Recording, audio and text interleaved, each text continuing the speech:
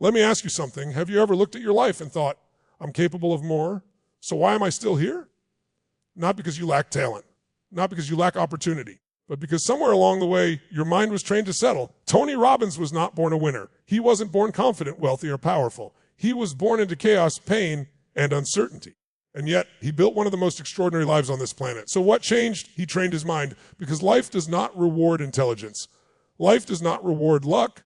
Life rewards standards. Tony realized something early. If you don't take control of your mind, your environment will do it for you. And most people live on autopilot, reacting instead of deciding. Tony decided. He decided that pain would not break him. It would drive him. Instead of asking, why is this happening to me? He trained himself to ask, how is this happening for me? That one question changes everything. Your brain is a meaning-making machine. Whatever meaning you attach to an experience becomes your reality. Tony didn't deny pain. He redirected it. He studied patterns. He modeled winners.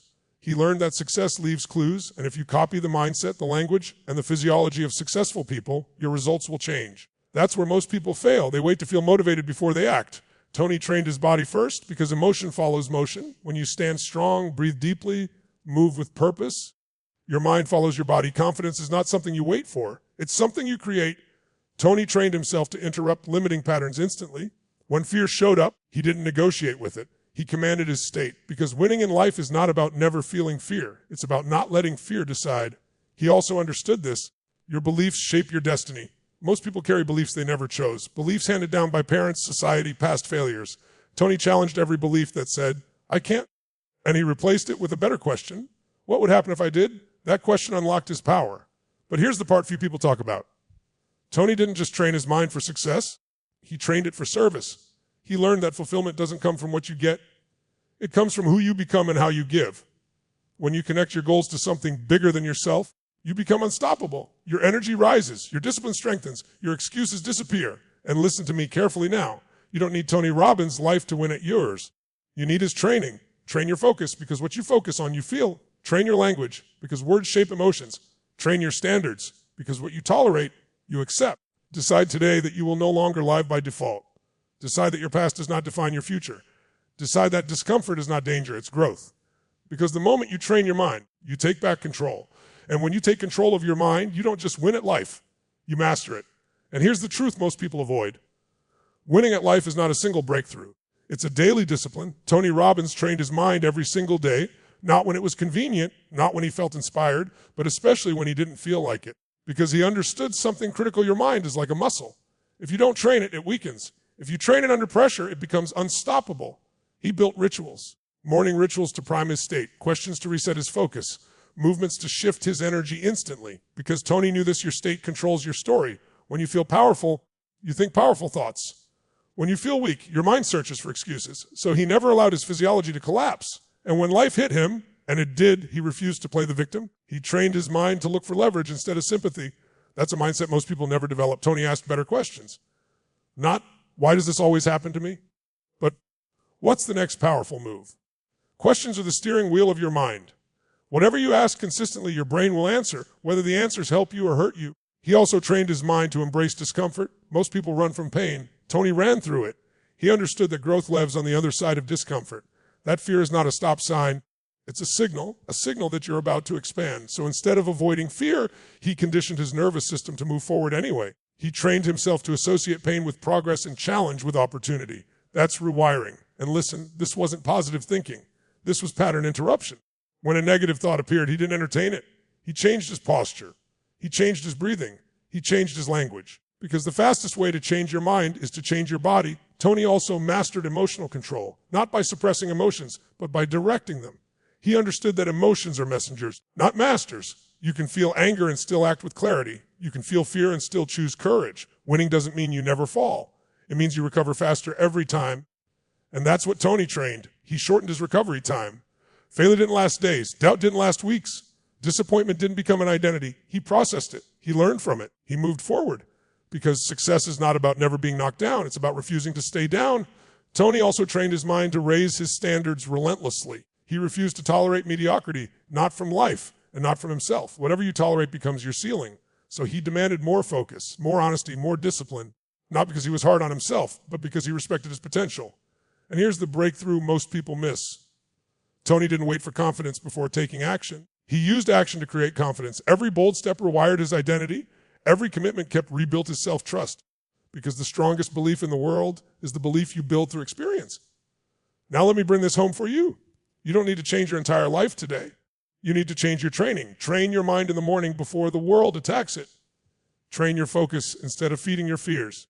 Train your body to move with purpose even when motivation is gone. Decide what you will no longer tolerate. Decide what you will stand for. Decide who you are becoming, not someday, but now. Because the moment you raise your standards, your life must follow. And one day, you'll look back and realize you didn't get lucky. You didn't wait for the perfect moment. You trained your mind, and that training is what made you unstoppable. And let's go even deeper, because training your mind is not just about what you do when things are going right. It's about who you become when everything is falling apart. Tony Robbins trained himself to win in the dark, when no one was watching, when results were invisible, when doubt was loud and progress felt slow. That's where champions are built. He understood that the mind is a survival machine. If you don't give it a direction, it will default to fear. So he gave his mind a mission bigger than his moods, bigger than his past, bigger than his excuses. Most people let their emotions decide their actions. Tony trained his emotions to serve his values. He knew that emotions are temporary, but identity is permanent. So he stopped asking, what do I feel like doing?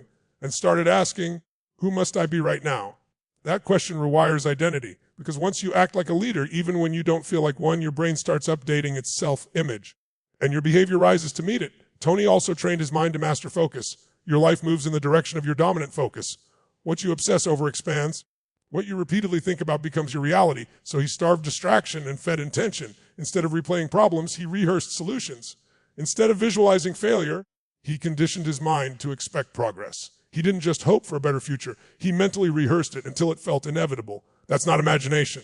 That's neurological conditioning. Your brain cannot tell the difference between a vividly imagined experience and a real one. Tony used that to his advantage. He practiced winning in his mind long before the world saw it. And when setbacks came, because they always do, he trained his mind to respond with meaning instead of misery. Pain plus meaning equals power. Pain without meaning equals suffering. Tony always found the meaning. He asked, what skill is this forcing me to build? What strength is this developing? Who will I be able to help because of this? Those questions transformed adversity into advantage. He also trained himself to detach from instant gratification. Most people lose not because they lack ability, but because they choose comfort over growth. Tony delayed pleasure to build power. He did what was uncomfortable now so life could be easy later. He trained discipline until it became identity. And here's a critical truth. Discipline is not punishment. It's self-respect in action. Tony respected his future self too much to sabotage it for short-term comfort. He also trained his mind to build massive emotional leverage. He made the cost of staying the same greater than the pain of change. That's why he moved when others stayed stuck. Because when the pain of staying becomes unbearable, change becomes inevitable. Tony associated massive pain with excuses and massive pleasure with growth. That's how habits change permanently. And listen carefully now, this is where your power lies. You don't need to know how everything will work out. You need to decide who you are no longer willing to be. The moment you make a real decision, not a wish, not a hope, your brain starts organizing resources to support it. That's not magic. That's neuroscience. Tony trained his mind to see himself as a finisher, as someone who keeps promises, as someone who does what he says, especially when it's hard. And every time he followed through, he strengthened that identity. Success became predictable. Now let me bring this straight to you. If you want to win at life, stop waiting for motivation. Train your mind to move without it. Raise your standards in one area today. Control your state before checking your phone. Ask better questions when stress hits. Because your life is not shaped by your intentions. It's shaped by your rituals. Train your rituals and you train your future. One day, sooner than you think, you'll realize something incredible. You are no longer fighting yourself. You are no longer starting over. You are no longer reacting. You are leading because you didn't change your circumstances first. You changed your mind. And once the mind is trained, winning at life is no longer an accident. It's inevitable.